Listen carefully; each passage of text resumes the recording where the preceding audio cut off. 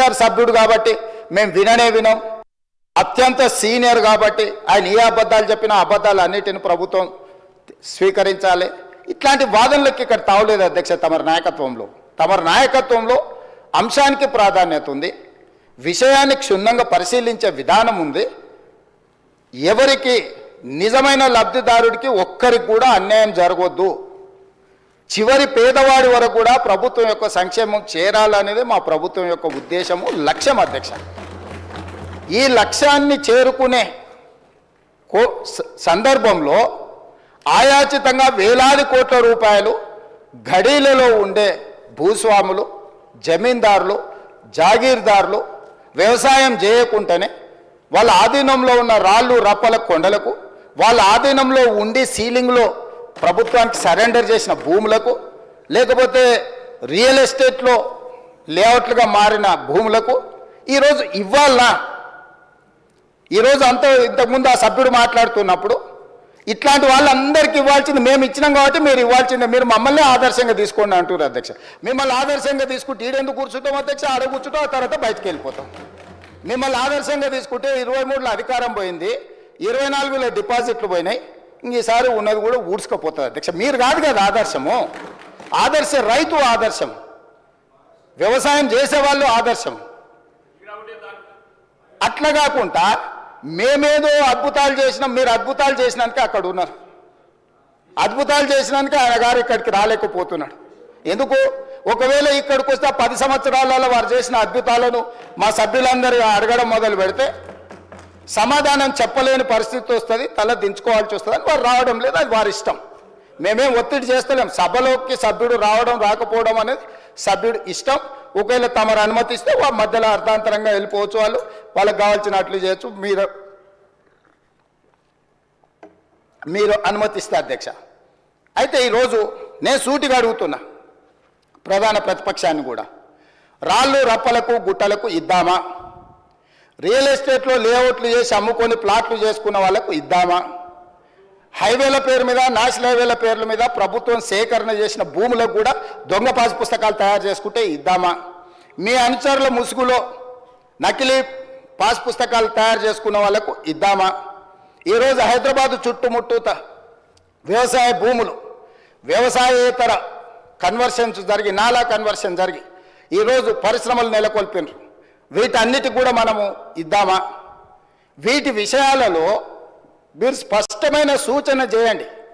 మీ సూచనలన్నిటిని క్రోడీకరించి ఒక రిపోర్ట్ తయారు చేసి, ఎందుకంటే ఇప్పటికీ ఈ అంశాన్ని రైతు భరోసాను అమలు చేయడానికి మా మంత్రివర్గ ఉపసంఘాన్ని వేసింది. దానికి బాధ్యతగా ఉప ముఖ్యమంత్రి వర్యులు, ఆర్థిక మంత్రి వర్యులు, వారి నాయకత్వంలో వ్యవసాయ శాఖ మంత్రి, రెవెన్యూ శాఖ మంత్రి, అదేవిధంగా సివిల్ సప్లైస్ మినిస్టరు, అదేవిధంగా ఐటీ అండ్ ఇండస్ట్రీస్ మినిస్టర్ను వీళ్ళందరిని అందులో సభ్యులుగా పెట్టి అన్ని జిల్లాలు తిరిగిండ్రు అధ్యక్ష.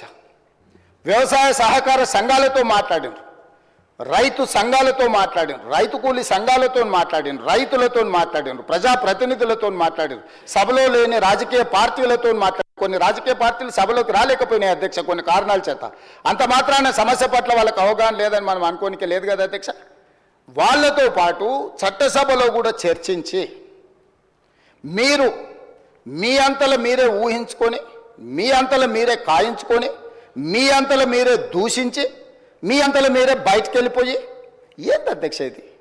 స్పష్టంగా ఈ ప్రభుత్వం వినడానికి సిద్ధంగా ఉంది. మీరు చేసే సూచనలలో ఏదైనా సహేతుకత కనిపించి నిజంగా తెలంగాణ రైతాంగానికి మేలు జరుగుతుందంటే ఈ ప్రభుత్వానికి భేషజాలు లేవు. అందుకే ఈ సభలో మీరెంత అల్లరి చేసినా, మీరెంత చిల్లరగా వ్యవహరించినా మేము ఓపికతో ఒక్క మాట అనుకుంటే ఇక్కడ కూర్చొని మేము వింటా ఉన్నాం. మీరు రెచ్చగొట్టాలనే ప్రయత్నం చేస్తున్న మీ అసహనము, అధికారం కోల్పోయిన మీ వ్యవహారము సమాజం అంతా గమనిస్తుందని మేమేం అనలేదు అధ్యక్ష. సరే, మీరు చేసే విచిత్రమైన వ్యవహారాలు వీటన్నిటిని కూడా ప్రజలు నిశ్చితంగా గమనిస్తున్నారు. ప్రజలు ఏ తీర్పు ఇవ్వాలనో ఇచ్చినప్పుడు ఇచ్చిండ్రు, మళ్ళోసారి కూడా ఇస్తారు. అందుకోసం మేమేమనలే. ఇప్పటికైనా పాయల్ శంకర్ గారు కొన్ని సూచనలు చేశారు. డెఫినెట్గా లిమిట్ పెట్టకండి, మీరు సీలింగ్ పెట్టకండి, ఆ కొద్ది మందిని కూడా ఎందుకు మీరు బాధ పెడతారని కొన్ని సూచనలు చేసిండు. అదేవిధంగా మీరు మంచిగా వాళ్ళకు అన్ని రకాలుగా వాళ్ళకు నమ్మకం కలిగించేటట్టు కొన్ని నిర్ణయాలు తీసుకోమన్నారు. తప్పకుండా వాటిని కూడా తీసుకుంటాం. ఒకవేళ ఇక్కడ మమ్మల్ని తిట్టడానికి ఒకవేళ ఈ సమయాన్ని కేటాయించుకుంటే రాతపూర్వకంగా అయినా తమరు తెప్పించుకోండి అధ్యక్ష. ప్రధాన ప్రతిపక్షం నుంచి మాకేం అభ్యంతరం లేదు.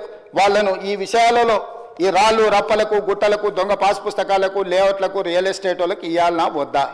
మీరు ఇచ్చిన జీవో స్ఫూర్తి పంట పెట్టుబడి సహాయము అంటే పంట వేసుకున్న వాళ్ళకి పెట్టుబడి సహాయం చేయాలనేది ఆ జీవో యొక్క స్పిరిట్. ఆ రకంగా పోదామా ఇంకే రకంగా పోదాము ఎట్లా పోదాము ఏందనేది మీరు చెప్పండి అధ్యక్ష. అదేవిధంగా చర్చలో లేకపోయినా వారు చాలా విషయాలు కొన్ని ప్రస్తావించండి అధ్యక్ష. రుణమాఫీకి సంబంధించి లేకపోతే అప్పులకు సంబంధించి కూడా ఒకటి రైతు భరోసా మీద విధి విధానాలు అధ్యక్ష. విధి విధానాల 1, 2, 3, 4, 5 what ever it is me suggestions ఏంటో కాటగారికల్గా చెప్పండి. ప్రభుత్వం వింటుంది, ప్రజలకు ప్రయోజనం చేకూరితే అమలు చేస్తుంది. పాయింట్ నెంబర్ 2, మీరు రైతు ఆత్మహత్యల మీద ఇతర అంశాల మీద దీంట్లోనే మిక్స్ చేసి మీరు కొంత చెప్పే ప్రయత్నం చేసి నాకేం అభ్యంతరం లేదు. నేను పార్లమెంట్లో మొదటిసారి నేను ఎంపీ అయిపోయిన ఎంబడే అడిగిన ప్రశ్న రిలేటెడ్నే కోట్ చేసినట్టుంది అధ్యక్ష. సేమ్ అదే దాంట్లోకి వెళ్ళి నేను చెప్పదలుచుకున్న అధ్యక్ష.